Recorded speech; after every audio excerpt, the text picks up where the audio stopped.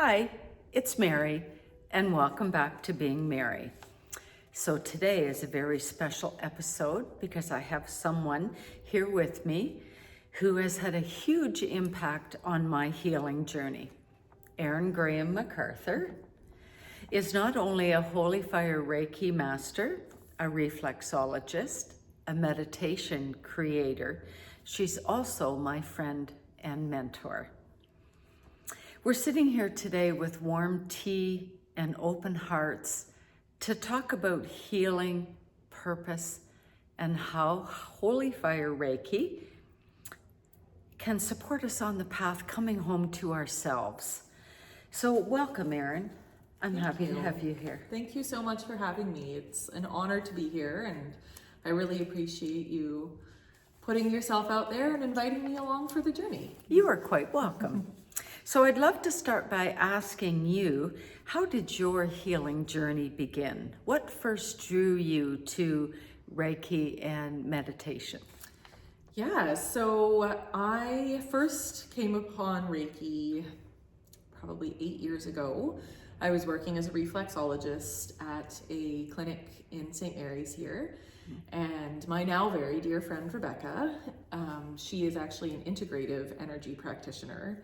But at the time, she introduced me to Reiki for the first time. And I absolutely loved my experience. And then, of course, wanted to know more about it. Yeah. And so started my journey there with my very first session, and then eventually became certified, and now I practice and teach.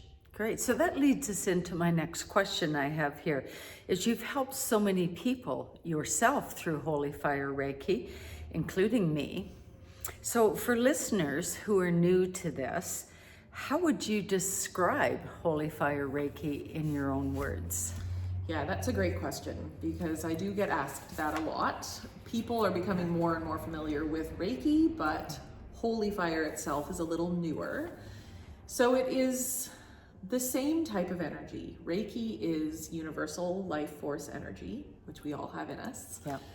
And Holy Fire really is just more of a refined version of that energy that we're working with. It's coming from that, highest power that you can think of, however you choose to name that.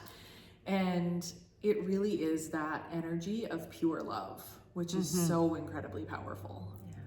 So anytime someone starts a spiritual journey or something different like you have done, there can be doubts, either internal or from others. How is your practice being received in your life? Have you ever dealt with skepticism or misunderstanding? Oh, absolutely. Absolutely. And I get it. It can be really hard to put into words what you're experiencing when you come for a Reiki session or when you become attuned to Reiki. Yeah. Because it can be so powerful and life-changing in the most beautiful ways.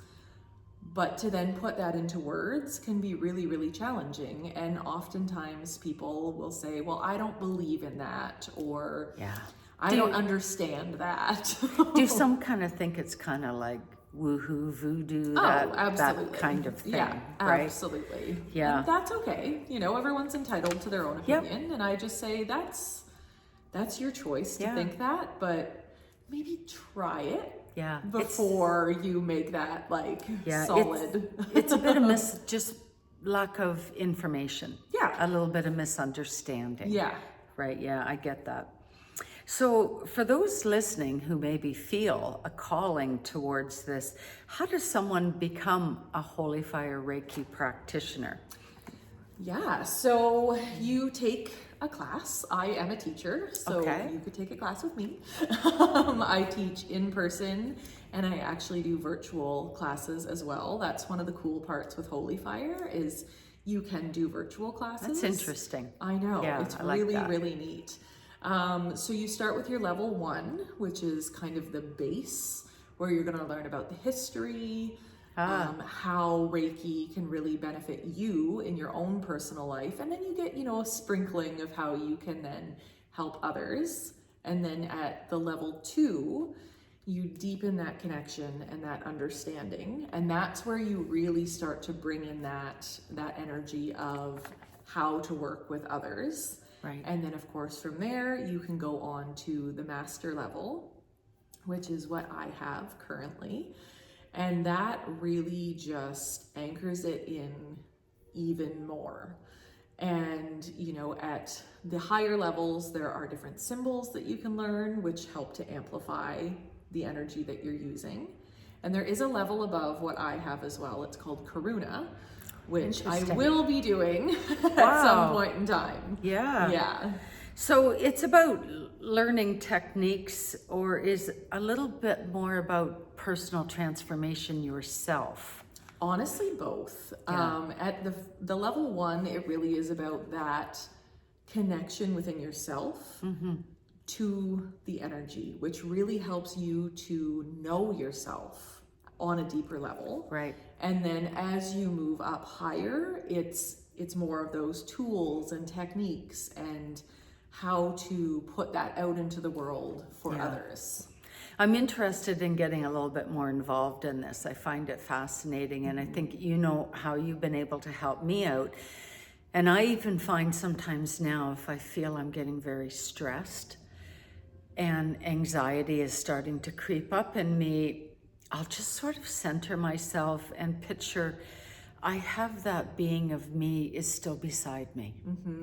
So I'm not by myself. Yeah. And I need to remind myself that my inner being is still there with me, and they're on this journey with me.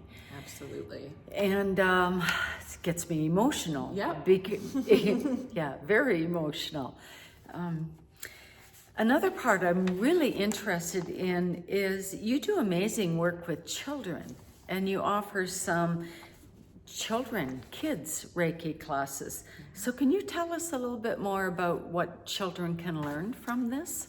Yeah, so I actually just did my first ever kids Reiki class or certification class. I've worked with kids and energy for a while, but actually ran my first class for them to get their level 1 certification, and it was so beautiful.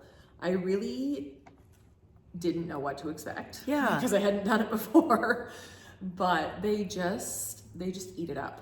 They just are such natural beings when it comes to learning these things and incorporating these things. So I teach everything that I would teach in an adult class, but at a kid level. And do you find that like children don't have any preconceived notions of Not at all what any of this is? They're just open to learning, and then they can make the choice. Is this something that maybe works for them? Yeah. There is a lot of anxiety in children's in their lives nowadays, and any tools we can give them to help stay grounded and feel positive.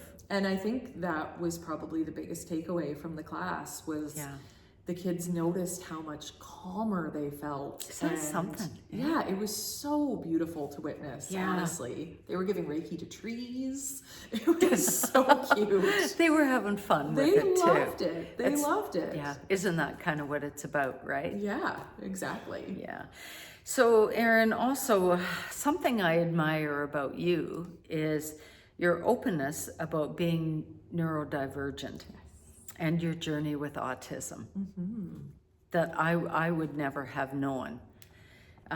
Would you be open to sharing how that shaped your work and how you advocate for positivity and understanding of it? Yeah, absolutely. Yeah.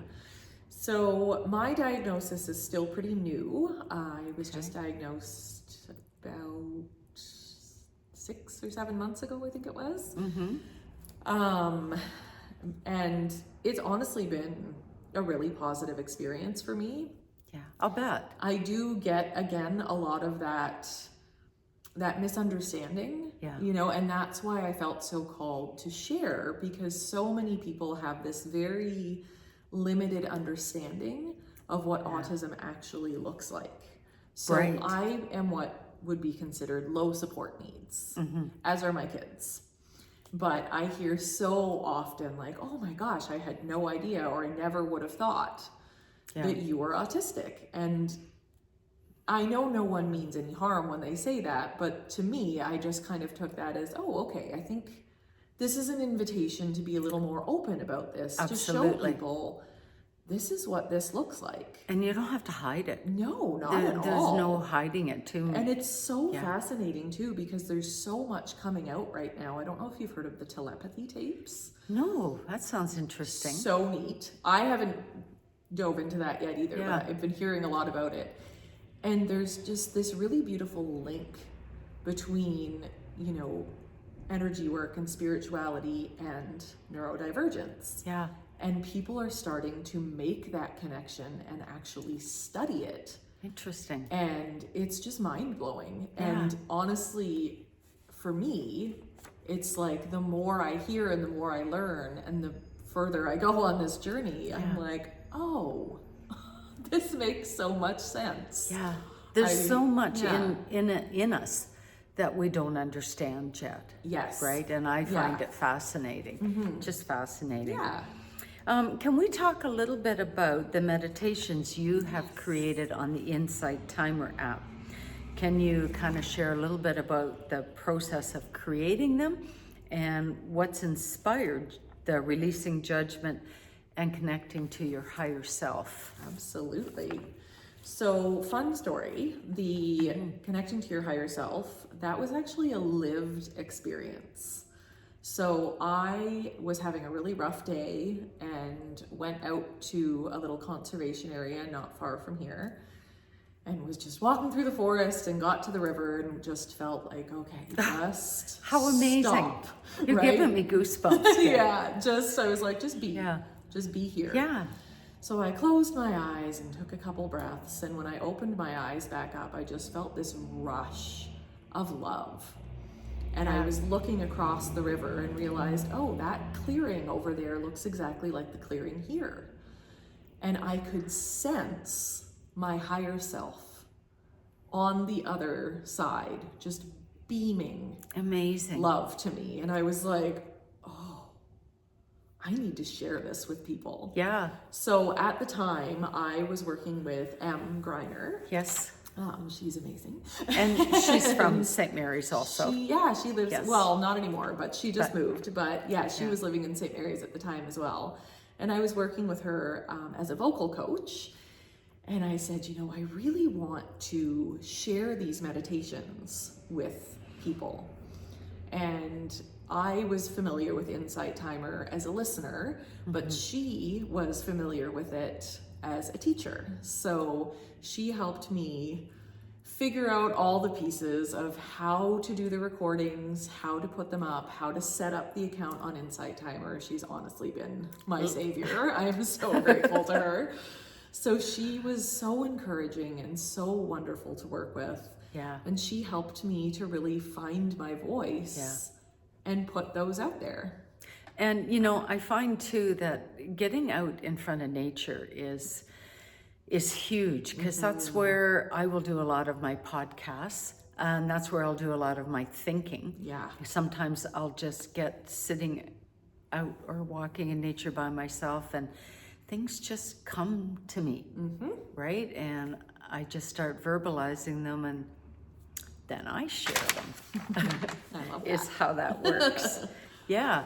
So, and I'm really glad that you chose to share your experience with going through the forest and going to the water, because that's exactly what I still picture in my mind when I think about it. Yeah.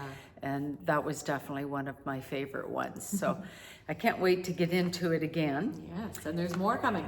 Good. Yes. It's good. So what I will do is I will put all your information again in the podcast notes so that our listeners here can access you here downtown St. Mary's and also on the Insight Timer app.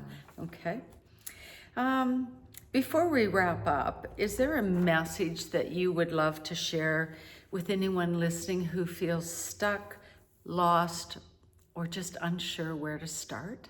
Yeah, I actually really loved what you were saying earlier, and I think it's so powerful and so important to remember, and I'm going to get emotional now, that you're never alone. Yeah. You know, you are never ever alone in this journey, no matter where you are. We can cry together Yes, here right now, it's okay, okay? because it's just, you know, emotions are not bad. No, they're not. This is a very natural thing. I cry Yeah. constantly. It's a good release. But I think if more people could just remember that you're that never they're not alone. alone. Yes. Never. Yeah. There is always someone there who is Yeah. willing to love and support you. Yeah. And if you don't know who that person is, here we are. And I think it's good to recognize that your inner being Yes. is the first one that's there for you. Yes. And don't ignore it. And the more you can connect Yeah. to that and feel that safety and that surety and that Yeah. love within yourself, Yeah.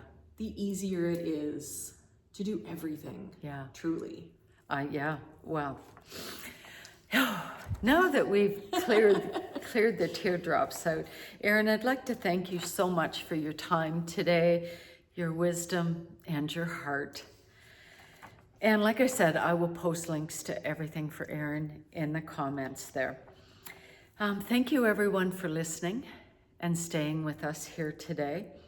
If this conversation moved you, please share it with someone, subscribe, and remember, you're always being guided.